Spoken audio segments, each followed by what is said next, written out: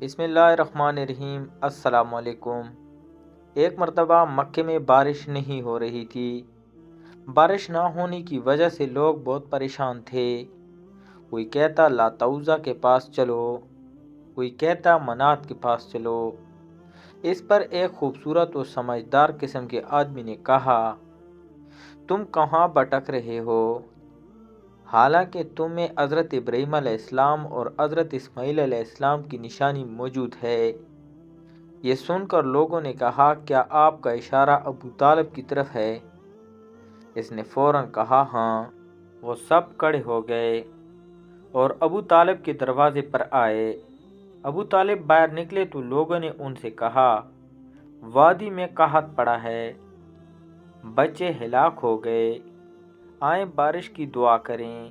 ابو طالب ان کے ساتھ چلے۔ اس وقت حضور صلی اللہ علیہ وآلہ وسلم ان کی انگلی پکڑے ساتھ چل رہے تھے اور آپ چھوٹے سے بچے تھے۔ خانہ کعبہ کے پاس پہنچے تو ابو طالب نے آپ صلی اللہ علیہ وسلم کی انگلی پکڑ کر آسمان کی طرف اٹھا دی۔ اس وقت آسمان میں بادل کا کوئی ٹکڑا نہیں تھا، یعنی بارش ہونے کے کوئی آثار نہیں تھے، لیکن جو ہی آپ کی انگلی مبارک اوپر اٹھی، بادل ادھر ادھر سے آ کر جمع ہونے لگے اور پھر بارش شروع ہو گئی۔ شہر اور دیہات سب کے سب سیراب ہو گئے۔ ایک دن حضرت عبد المطلب خانہ کعبہ میں حجرہ اسود کے پاس بیٹھے ہوئے تھے۔ ایسے میں ان کے پاس نجران کی عیسائی آ گئے۔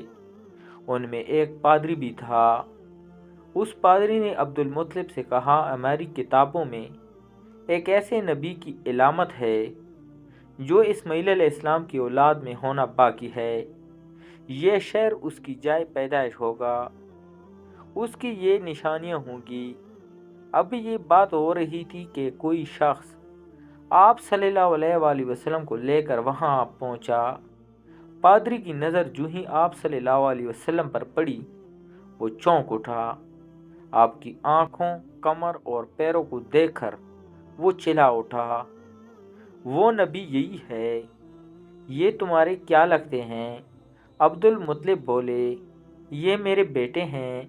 اس پر وہ پادری بولا، تب یہ وہ نہیں، اس لیے کہ ہماری کتابوں میں لکھا ہے اس کے والد کا انتقال اس کی ولادت سے پہلے ہو جائے گا۔ یہ سن کر عبد المطلب بولے، یہ دراصل میرا پوتا ہے، اس کے باپ کا انتقال اس وقت ہو گیا تھا جب یہ پیدا ہی نہیں ہوا تھا۔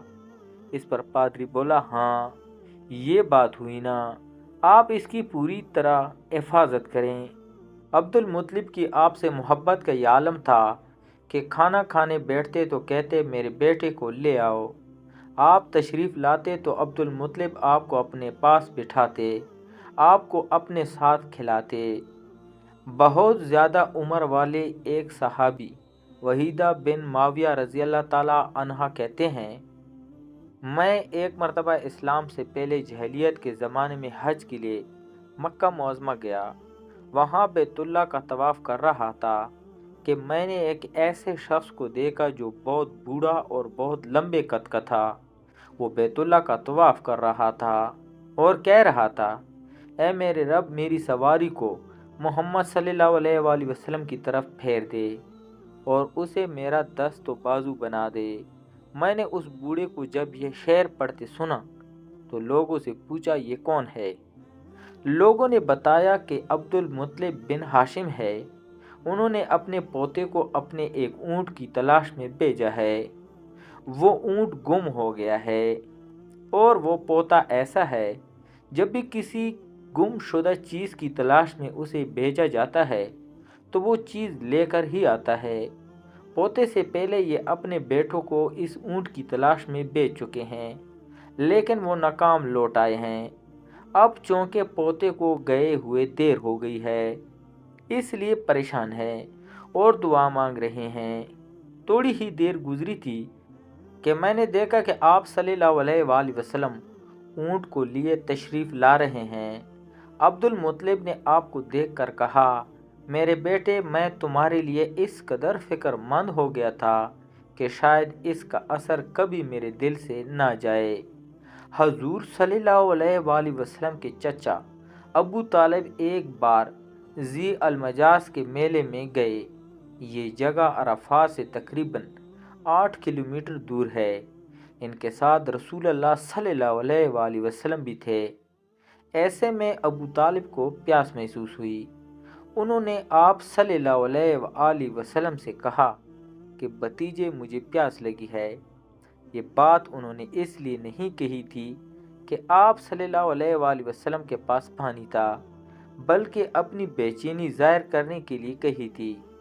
چچا کی بات سن کر آپ صلی اللہ علیہ وآلہ وسلم فوراً سواری سے اتر آئے اور بولے، چچا جان آپ کو پیاس لگی ہے؟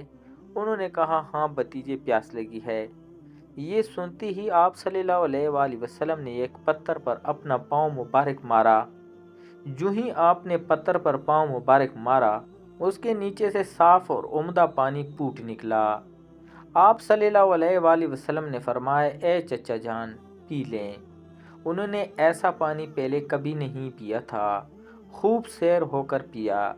جب انہوں نے پانی پی لیا تو آپ صلی اللہ علیہ وآلہ وسلم نے اسی جگہ اپنی ایڑی پھر ماری اور وہ جگہ دوبارہ ایسی خوش ہو گئی جیسے پہلی تھی۔ ایک مرتبہ آپ صلی اللہ علیہ وآلہ وسلم نے اپنے چچا زبیر کے ساتھ یمن کا سفر کیا۔ اس وقت آپ کی عمر 10 سال سے کچھ زیادہ تھی۔ راستے میں ایک وادی آ گئی، وہاں ایک بہت طاقتور اور مست اونٹ کھڑا نظر آیا۔ اس کی ڈر سے لوگ دونوں طرف رک گئے تھے، اس کے پاس سے گزر نہیں رہے تھے۔ آپ صلی اللہ علیہ وآلہ وسلم نے اس اونٹ سے ذرا بھی نہ ڈرے، اس کے نزدیک چلے گئے۔ اونٹ نے جو آپ کو دیکھا تو بیٹھ گیا اور سینہ زمین سے رگڑنے لگا۔